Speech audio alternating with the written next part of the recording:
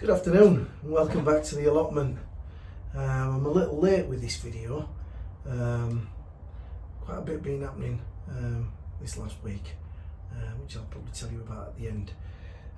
But I'm back, as you can see, sporting the new spectacles. My eyes have deteriorated really quite quickly in this last year, to the point where I now need 2 pairs of specs. One for close-up work, like planting and potting on like this, and some for watching TV and the YouTube. So, all part of the ageing process, I guess. So what I'm in the process of doing now is potting on my Frigitello peppers.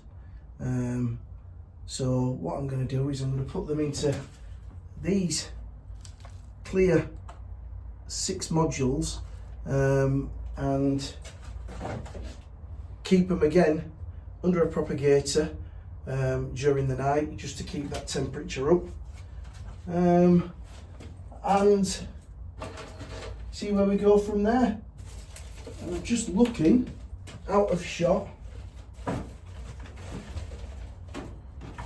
for my... I'm going to have to stop this video, guys, because I can't find my little dibber. Give me 2 seconds. There we go. You never find out when you want it, can you? So yeah, my chilies and peppers that I intended to have in didn't do that well. The Anaheim didn't do well, they didn't germinate, and the Mexican jalapeno didn't germinate.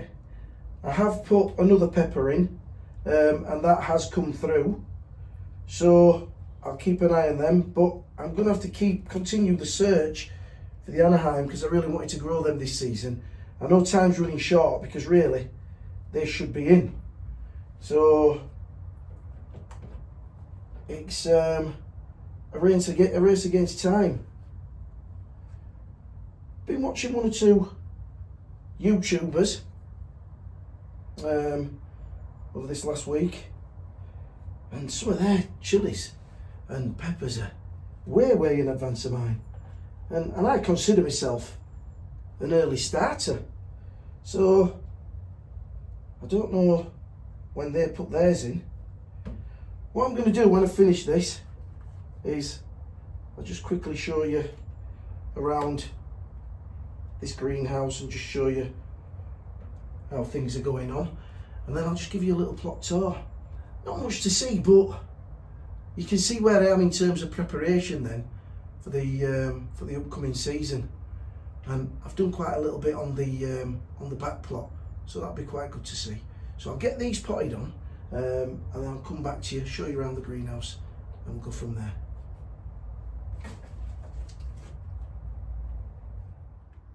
So there we go. That's the Frigitello potted up there nicely.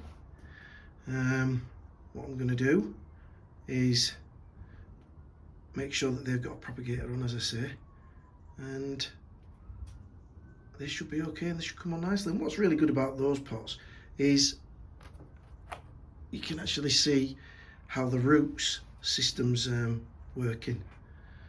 These are my Ailsa Craig. They're still to be potted on, and got a little bit excited with myself and got some cosmos going. I think they're going to need potting on, and potting quite deep as well. I'll just go over here, and these are the Bedfordshire Champion, and I think those are the Red Flash there. So that's looking good. As I say, I'll just keep a fleece to hand if we get a really bad cold spell, but we haven't been getting those, have we? We've just been getting flooded. All these bags have just got my dahlias in. Got a bit of a mess in here. I'm going to get myself sorted out. Bits of timber in, left from doing the compost bay lids. The canners underneath there. Oh, look at that little crocus. Must have just got caught up when I were taking them out of the ground to bring them down here. A pleasant sight to see. Here I've picked up some King Edwards main crops, so I'm going to get them in a egg box and let them start to chit away. And I've also bought myself some more garlic. These are thermodrawn,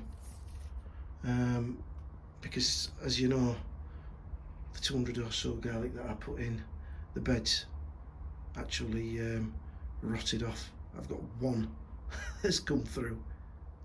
Right, I'll take you down the plot, let you have a look at that and see where we are. There we are at the front of the plot, the entrance, the two planters. All the bulbs are coming up nicely, and you can just start to see all the, I forget what you call them. What do you call those things now? I always forget them. Big tall red flowers. I transplanted them from the other end of the plot the other day. I'll remember. I need to find something that I'm going to put in this space here. Both the planters, both this one and this one. I've got a gap in the middle there where I took the fruit trees out. So they need a little bit of weeding. Can you believe I filled that with leaf mould and look how much it's sunk? So what's going to happen with that is compost, a mixture of bought and what I've made down at the bottom will go in there to fill that up. The carrot bed needs filling up with some topsoil and some sand. As you can see, all these beds have been cultivated, well, not cultivated, they've just had leaf mould and manure dropped on them, so they're ready to go. Those leeks have well and truly blown. I need to get them on the compost.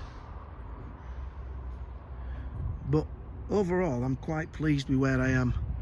I'm really ready to go. I've just that brassica cage to sort out there. Those sprouts and that need to go on the compost as well.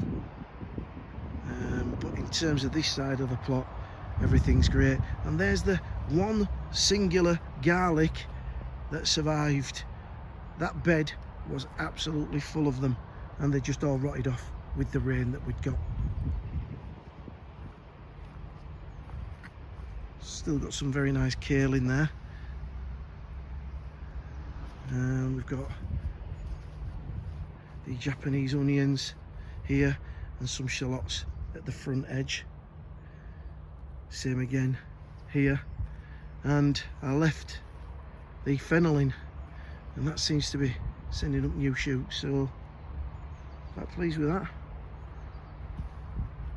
There we go, look, we're getting wet again.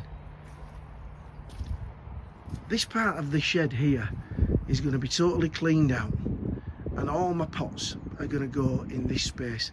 I've currently got them in the potting shed, which I'll show you, but really I could do with using that to put stuff like my dahlias and things in. So I'm going to make some sort of shelving system in here so I can put in nice and neatly all the pots that I need, and they can live there.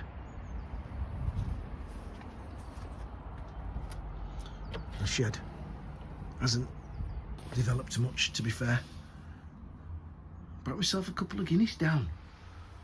Thought I'll have a go. It's that zero Guinness, I quite like it. So I'll have one of those in 10 minutes, just when I have a bit of a break.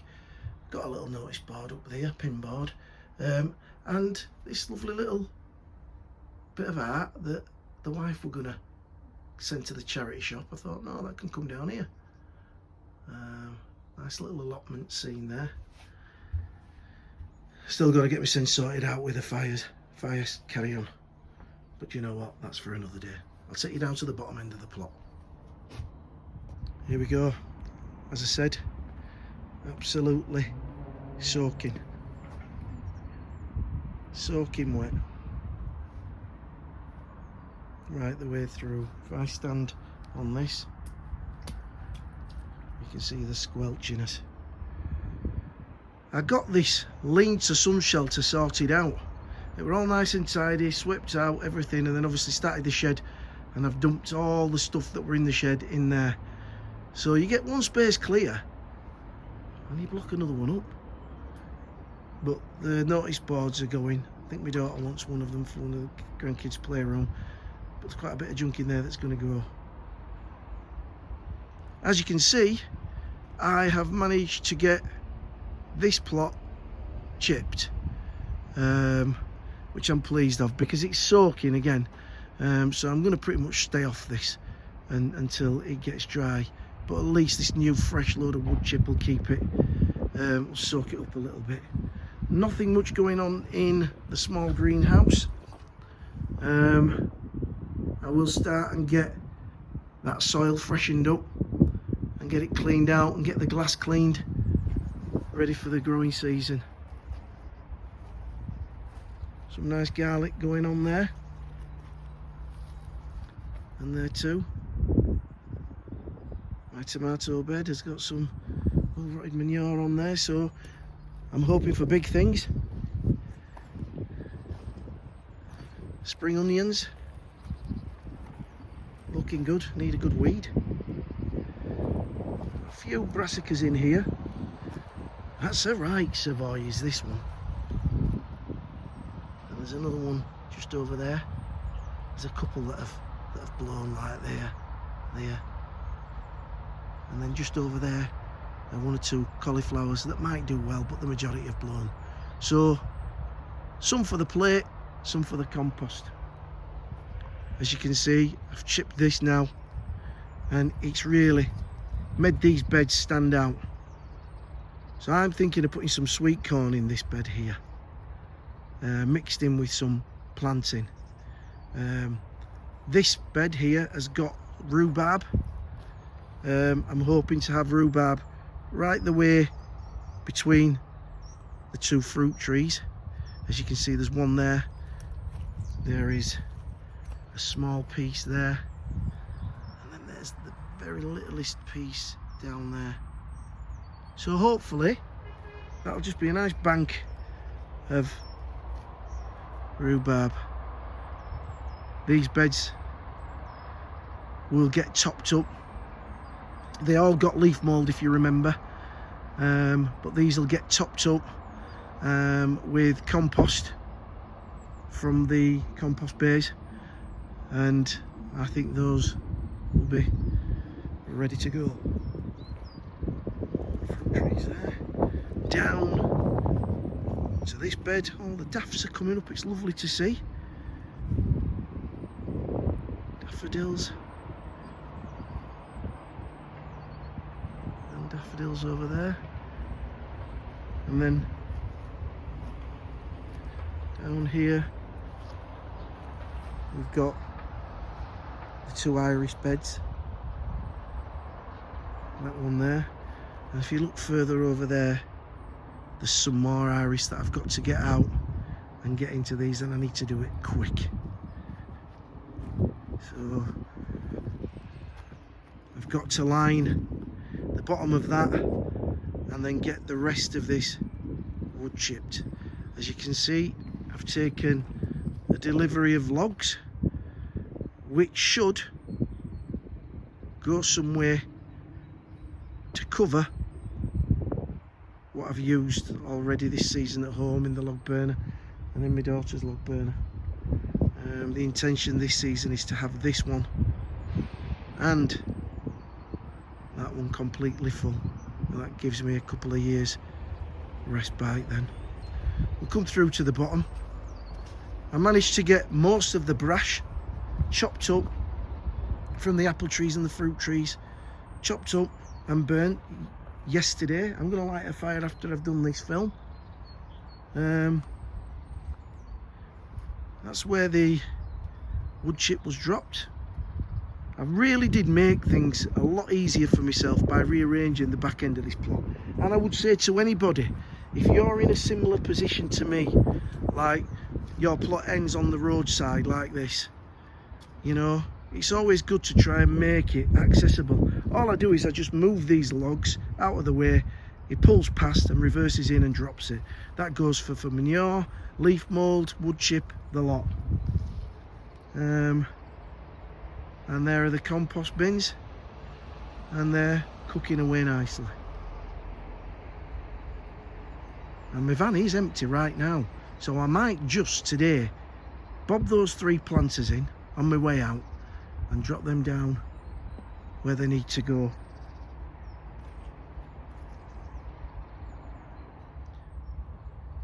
So here we are in the potting shed, and as you see, all these big black plastic pots, those ones down at the bottom, I think all those can go under that overhang as I showed you a little earlier. The plastic ones can all stay, they can all go on maybe the top shelf, but then what that'll do is free all this up for when I want to put my dahlias and things like that in here in the winter. It'll give me more space. So this needs a good tidying up, a really good tidying up. But what I'm thinking of doing when the weather gets a little bit better, I'm thinking of taking off maybe 2 or 3 days where I can just base myself down here and get everything blitzed.